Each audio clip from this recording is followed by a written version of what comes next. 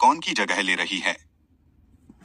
इसका नाम टारियो है और यह सिर्फ एक अपग्रेडेड मॉडल नहीं है, बल्कि लैम्बोर्गिनी का एक बिल्कुल नया मॉडल है। इस नए हेक्सागोन डिजाइन को देखिए। ये डे टाइम रनिंग लाइट्स हैं। इसमें ब्रेक कूलिंग के लिए थोड़ी एयर इनफ्लो भी है और हेडलाइट्स भी। अब यह चर्चा का विषय बनने वाली है, क्योंकि या तो आपको ये पसंद आएंगी या नापसंद। मुझे बताएं कि आप लोग क्या सोचते हैं। लेकिन यह कार अब बिल्कुल अलग दिखती है। यह कार बेहद अनोखी है। अगर आप लैम्बोर्गिनी से पूरी तरह परिचित नहीं हैं, तो बता दें कि उनके पास कुछ समय से एंट्री लेवल लैम्बोर्गिनी रही है और फिर बड़ी लैम्बोर्गिनी। हमारे पास एंट्री लेवल के रूप में गैलार्डो थी, फिर सबसे ऊपर मार्सिएलागो, फिर अगला राउंड था जो मूल रूप से ओरान और एवेंटाडोर था। अब हमारे पास टारियो है और फिर बिग बॉय अब आरटीओ है। सिर्फ इसलिए कि यह एंट्री लेवल लैम्बोर्गिनी है, इसका मतलब यह नहीं है कि यह सस्ती है। इसकी शुरुआती कीमत शायद 350,000 के आसपास होगी, जो मेरे हिसाब से काफी महंगी है, लेकिन आपको एक बहुत अच्छी कार मिल रही है। इसमें 920 हॉर्स पावर है और यह हाइब्रिड है, इसलिए 800 हॉर्स पावर V8 इंजन से और 120 हॉर्स पावर इलेक्ट्रिक मोटर से आती है। तो जाहिर है सामने का हिस्सा काफी बदल गया है। यह अभी भी काफी हद तक ओरिकॉन जैसा दिखता है। और जैसा कि मैंने बताया, हेडलाइट्स कुछ ऐसी हैं कि या तो आपको पसंद आएंगी या नापसंद। मुझे लगता था कि पिछली ओरिकॉन की हेडलाइट्स पूरी कार जगत में सबसे खूबसूरत हेडलाइट्स में से थीं। मैं इन पर पूरी तरह से सहमत नहीं हूँ, लेकिन भविष्य में इसके अपग्रेडेड वर्जन आएंगे, शायद एसटीटीओ जैसा कोई मॉडल, कौन जानता है, शायद वे इसमें थोड़ा बदलाव कर दें। लेकिन ये हेडलाइट्स एक पॉकेट के अंदर छिपी हुई हैं। आप जानते हैं, ये सतह पर भी नहीं दिखती, ये एक छोटी सी जगह के अंदर हैं, जिससे सब कुछ बहुत ही आकर्षक दिखता है। यह कार अनोखी भी है। ऐसा लगता है जैसे लैम्बोर्गिनी ने बहुत चमकीले रंगों को छोड़ दिया हो। उनके पास एक गहरा समुद्री नीला रंग है, एक हरा रंग भी है, लेकिन यह फ्लोरोसेंट चमकीला हरा नहीं है, यह रंगों का एक अलग युग है।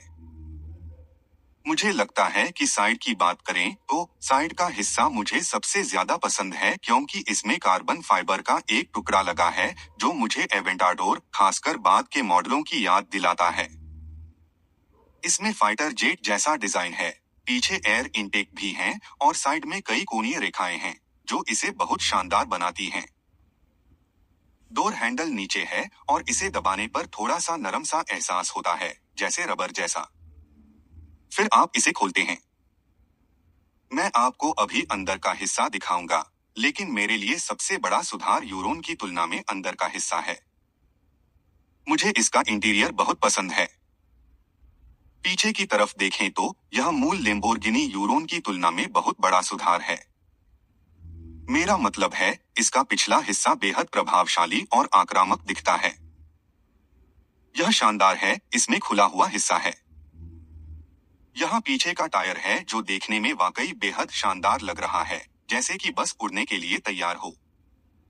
इसमें बीच में लगा एग्जॉस्ट है जो नीचे की ओर जा रहा है। ऐसा लगता है कि लैम्बोर्गिनी इसी दिशा में आगे बढ़ रही है, क्योंकि आरटीओ में भी एग्जॉस्ट बीच में ही लगा है। फिर इसमें उभरा हुआ कार्बन फाइबर का रियर डिफ्यूजर है, बीच में ब्रेक लाइट्स हैं और यहाँ हेक्सागोनल टेल लाइट्स भी हैं। यह भी हेक्सागोनल है, तो लगता है कि यही सही दिशा है। आरटीओ में वाई लाइंस हैं, तो टैरियो में अब हेक्सागोनल लाइंस होंगी। यह एक V8 इंजन है।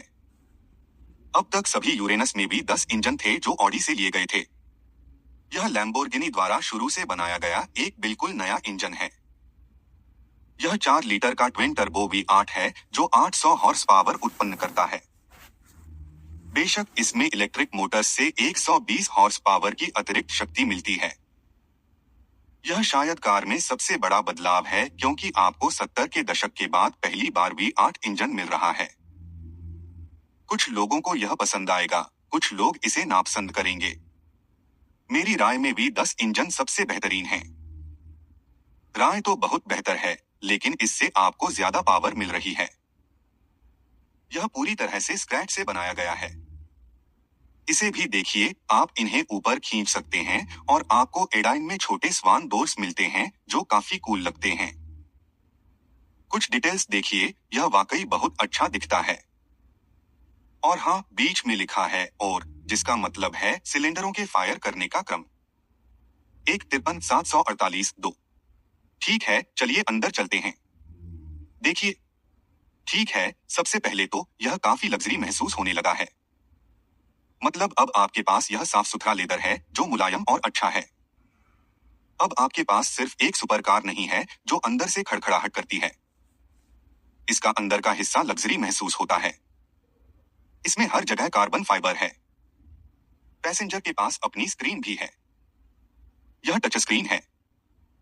वैसे यह एक इंफोटेनमेंट पैसेंजर स्क्रीन है जो बहुत बढ़िया है। मुझे अभी भी नहीं पता, मतलब क्योंकि ये कार इंडस्ट्री में काफी नए हैं, मुझे अभी भी नहीं पता कि यह एयरबैग्स को कैसे प्रभावित करता है, लेकिन यह कूल है और टच स्क्रीन के साथ खेलना मजेदार है। बीच में एक मंडरा रहा है, आप उसे वहीं देख सकते हैं। बहुत बढ़िया। उन्होंने लैम्बोर्गिनी की कुछ खास डिटेल्स को बरकरार रखा है, जैसे स्टार्ट स्टॉप के लिए फाइटर जेट फ्लैट बटन। साथ ही बाकी गाड़ियों की तरह ही इसमें भी ट्रिगर्स दिए गए हैं, रिवर्स करने के लिए भी।